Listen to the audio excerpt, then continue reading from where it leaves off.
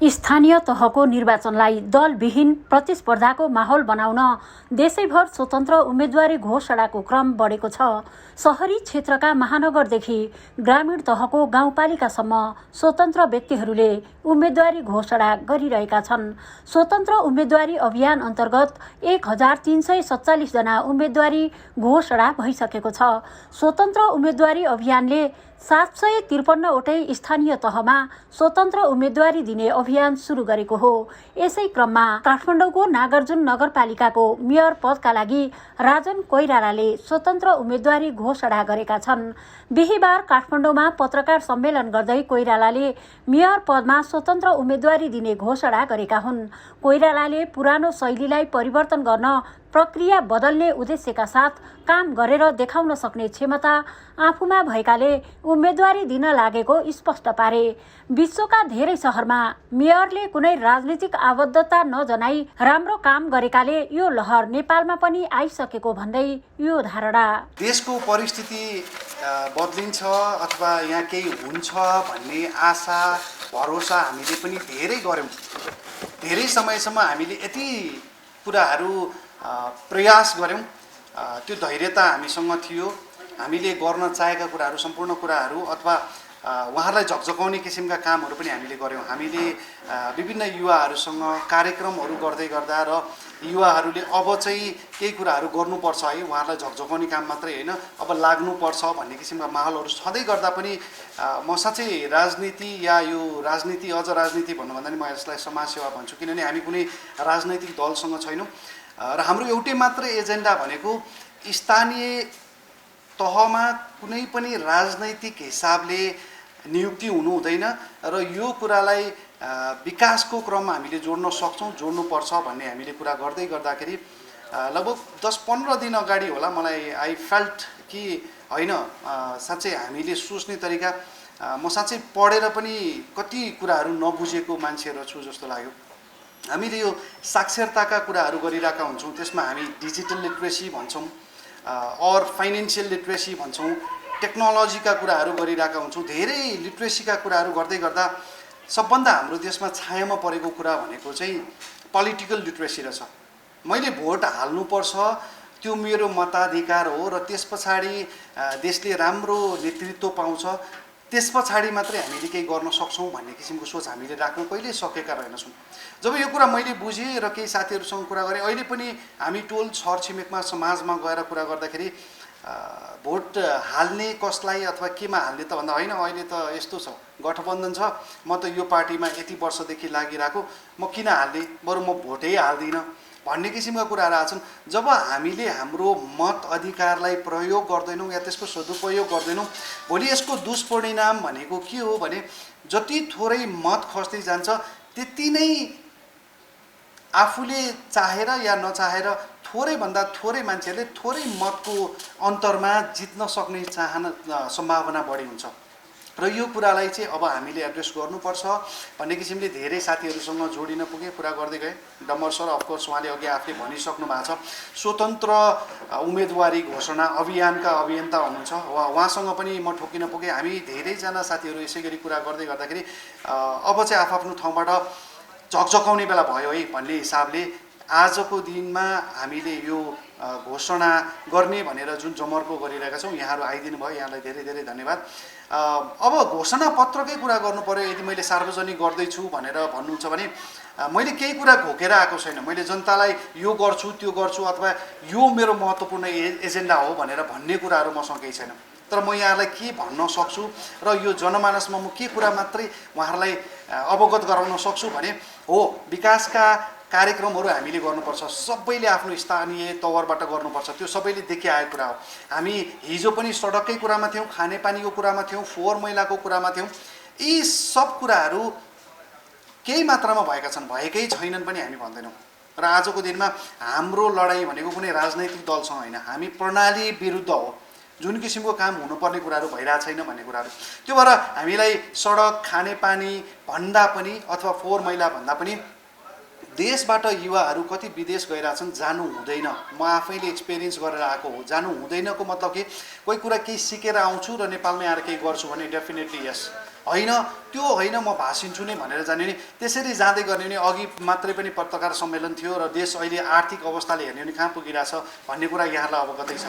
So यो कुरामा युवाहरूलाई अरू कुरा त केही पनि होइन, रोजगारी दिन सक्नु पर्यो, सिपका कुराहरू हामीले कहाँबाट हुन्छ कसरी हुन्छ त्यो समायोजन गर्न सक्नु पर्यो। यी विभिन्न कुराहरूमा चाहिँ हामी लाग्नुपर्छ भन्ने हो। र एजेन्डाको कुरा गर्नुपर्दा या भनौँ घोषणापत्रको कुरा गर्नुपर्दा मैले इम्पोर्टेन्टली यहाँलाई भन्नुपर्ने कुनै पनि नगरपालिकामा अहिले भोटर्स लिस्ट कमभन्दा कम किन भइरहेछ भनेदेखि कोही मान्छे भोटर लिस्टमा अथवा मतदाता नामावलीमा गएर आफ्नो दर्ता गराउनु पर्दाखेरि यति मोनोटोनस एउटा प्रोसेस छ, बिहान गएपछि बेलुका हुँदैन, अझ 2 दिन लगाएर गर्नुपर्नेसम्म सिचुएसन्सहरू छ।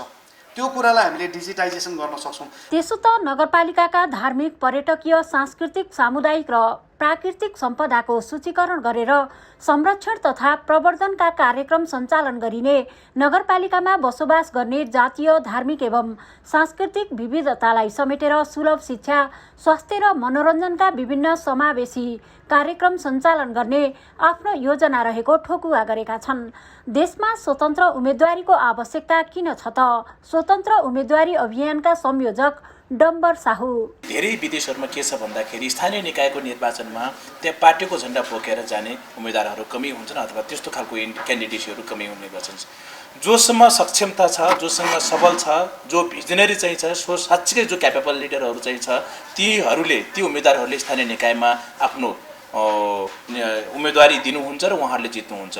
सो नेपालमा पनि यो प्र्याक्टिस किन नगर्ने भन्ने एउटा चाहिँ ठुलो डिबेट चलिराखेको स्थिति हो। त्यसले गर्दाखेरि नेपालमा पनि स्वतन्त्र उम्मेदवारी हुनुपर्छ स्थानीय निकायमा भन्नेमा एउटामा क्लियर हुन जरुरी छ।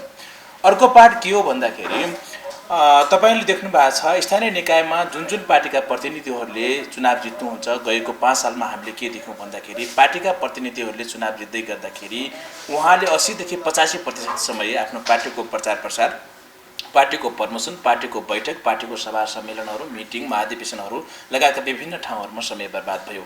त्यति मात्रै भएन, साना ठेक्काहरू पनि पार्टीकै कार्यकर्ताहरूलाई दिने, साना तपाईँको नियुक्तिहरू हुँदाखेरि पनि पार्टीकै कार्यकर्ताहरूसँग हुने, केन्द्रीय, प्रदेश र जिल्लाका नेताहरूको चाहिँ व्यापक रूपमा चाहिँ दबाव हुने, यो दबावहरूले गर्दाखेरि चाहिँ उहाँले स्वतन्त्र रूपमा काम गर्न नसक्ने स्थिति भइराखेको स्थिति छ, जसले गर्दाखेरि भ्रष्टाचार पनि बढेको छ।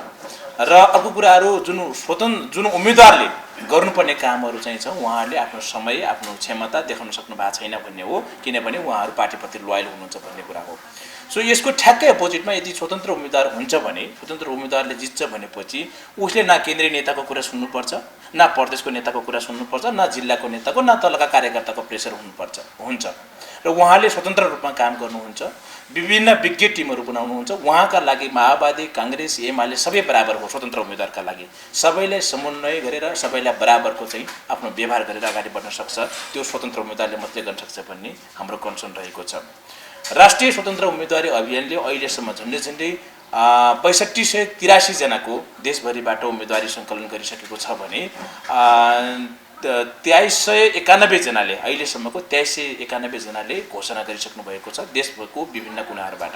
भनेपछि अबका आउने स्थानीय निकायमा हाम्रो अभियान राष्ट्रिय स्वतन्त्र उम्मेदवारी अभियानले के भन्छ भने 753वटै स्थानीय निकायमा पार्टीका झण्डा होइन राष्ट्रिय झण्डा बोकेर जाउँ, पार्टीका व्यक्तिलाई होइन स्वतन्त्र उम्मेदवारलाई जिताउँ भन्ने मुख्य अभियानमा हामीहरू चाहिँ छौँ। यस्तै नेपाल युवा परिषदका अध्यक्ष सरोज बानियाले सबै राजनीतिक दलका नेताहरू आफू र आफ्नो परिवारको बारेमा मात्र सोच्ने गरेको भन्दै नागार्जुन नगरपालिकाका मतदाताले नगर विकासको लागि स्वतन्त्र उम्मेदवारलाई मत दिनुपर्नेमा जोड दिएका छन्। स्वतन्त्र उम्मेदवारलाई जिताएमा खामबन्दीको अन्त्य हुने पनि बानियाको बुझाइ छ। आज देश आर्थिक रूपमा पनि निकै एउटा चरम भन्न दुःखनीय अवस्थामा गइरहेको छ। कोरोनाले ठिलठिलिएको अवस्था छ। राजनीतिको एउटा चरमभन्दा चरम स्थितिमा पुगिसकेको अवस्था छ। यहाँ कुनै पनि राजनीतिक दलका अहिले यहाँ भनिरहँदाखेरि आरोप प्रत्यारोप गरिरहे जस्तो चाहिँ हुनसक्छ। कसैलाई यो देशप्रति र कसैले यो देशका करिब 41% युवाप्रति कसैलाई पनि यो राजनीतिक दल अथवा विशेष गरी नीति निर्माण तहमा पुग्नेहरूलाई चिन्ताको विषय रहेन। मात्रै उनीहरूलाई आफ्नो एउटा राजनीतिक रूपमा आफू कसरी शक्तिमा बस्ने, आफ्नो भनाइ सुनाइ कसरी गर्न सकिन्छ, म यो देशको एउटा चाहिँ जहाँ हुन्छ जसरी हुन्छ एउटा रिमोट कन्ट्रोलको एउटा यथास्थानमा बस्न कसरी सकिन्छ म र मेरो पार्टी भन्ने खालको भन्दा बाहेक यो देश जनता र हामी जस्तो यो युवाको लागि कहिले पनि सोचेन कुनै राजनीतिक पार्टी आए न कुनै व्यक्तिको रूपमा जाँदाखेरि कुनै पनि नेतृत्वदायी भूमिकामा रहने व्यक्ति नै हामीले पाउन सक्यौँ।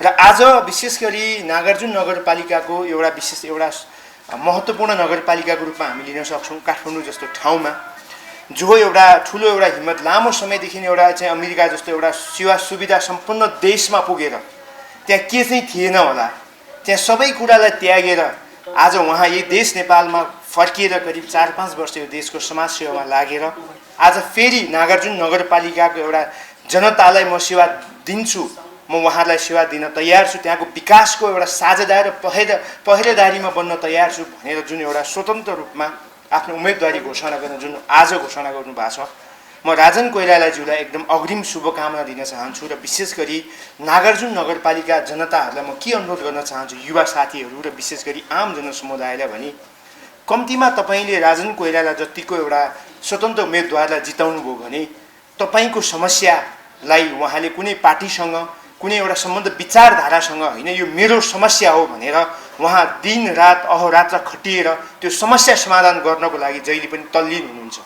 यो अवसर हो, यो अवसर पनि फेरि तपाईँले गुमाउनु भयो भने फेरि 5 वर्ष पछाडि सम्झिनुहोस्, नागार्जुन नगरपालिकाले उहाँ जतिको एउटा विदेशमा करिब 5 वर्षभन्दा बढी लामो समय विदेशमा एउटा आफ्नो शैक्षिकदेखि त्यहाँको एउटा विकास र त्यहाँ एउटा भएका प्रणालीका कुराहरू उहाँ देखेर अध्ययन गरेर अनुभूति गरेर आउनुभएको मान्छेले के गर्न खोजिरहनु भएको छ होला, त्यो चिज त कम्तीमा तपाईँले गुमाउनुहुन्छ। त्यसले गर्दाखेरि मेरो अनुरोध छ, जुनसुकै जतासुकै जे भए तापनि हामीले यो जुन वैशाखमा हुन गइरहेको चाहिँ स्थानीय निकायको निर्वाचनमा नागार्जुन नगरपालिकाको एउटा मेयरको लागि तपाईँहरू एउटा जनसमुदायले विशेष गरी युवा पङ्क्तिहरूले कम्तीमा उहाँलाई अत्याधिक मत दिएर विजय गराउनु हुनेछ भन्ने मैले आशा विश्वास अपेक्षा गरेको छु। र अर्को एउटा महत्त्वपूर्ण कुरा के हो भने कम्तीमा अघि डम्बरसाले पनि भन्नुभयो, उहाँले कुनै पनि काम गर्नको लागि यो सिद्धान्त मिलेन कि यो विचारधारा मिलेन कि कुनै चाहिँ ठुला आफूभन्दा माथिका नेतालाई सोधेर केही चिज यसो चाहिँ त्यहाँ चाहिँ भनौँ न खामबन्दी गर्नुपर्ने अवस्था अथवा विविध खालका चाहिँ अनैतिक कामहरू गर्नुपर्ने अवस्था हुँदैन। जे गर्नुहुन्छ उहाँले यो सबै यो टोल मेरो समुदाय र मेरो राष्ट्रको लागि हो भनेर उहाँले सबै देश जनता र विशेष गरी तिनै पार्टी अथवा सबै सम्पूर्ण त्यहाँ जो पार्टी स्थानीय तहमा हुनुहुन्छ उहाँले एउटा समान ढङ्गबाट हेरेर एउटा विकास र समृद्धिको लागि सधैँभरि आफ्नो एउटा चाहिँ समय उहाँले बिताउनु हुनेछ। त्यसले गर्दाखेरि अवसर हो, यो अवसर सधैँभरि फर्केर आउँदैन। 5 वर्ष पछाडि फेरि उहाँले गर्नुहुन्छ या गर्नुहुन्न थाहा छैन, तर कम्तीमा उहाँ एउटा विदेशको एउटा चाहिँ त्यो विविध खालका विकास निर्माण र एउटा अनुभूति गरेर आउनुभएको व्यक्तिको एउटा विकासवादी सोचलाई कम्तीमा तपाईँको स्थानीय निकायमा कम्तीमा यो 5 वर्षको अवधिमा एउटा अनुभूति गर्नुहोस्। तपाईँले धेरै अनुभूति गरिसक्नुभयो, मैले यो त्यो भन्दिनँ। अब यो अनुभूति गर्ने बेला पनि नयाँ अनुभूति गर्न किन तपाईँहरू हिचकिचाउनुहुन्छ? यो अनुभूतिले तपाईँको घरको दैलोमा तपाईँको समुदाय र तपाईँको टोलमा तपाईँले आजको भोलि एउटा विकासको अनुभूति गर्न सक्नुहुन्छ। यो अवसर हो, यो अवसर सधैँभरि इतिहासमा दोहोरेर आउनेवाला छैन।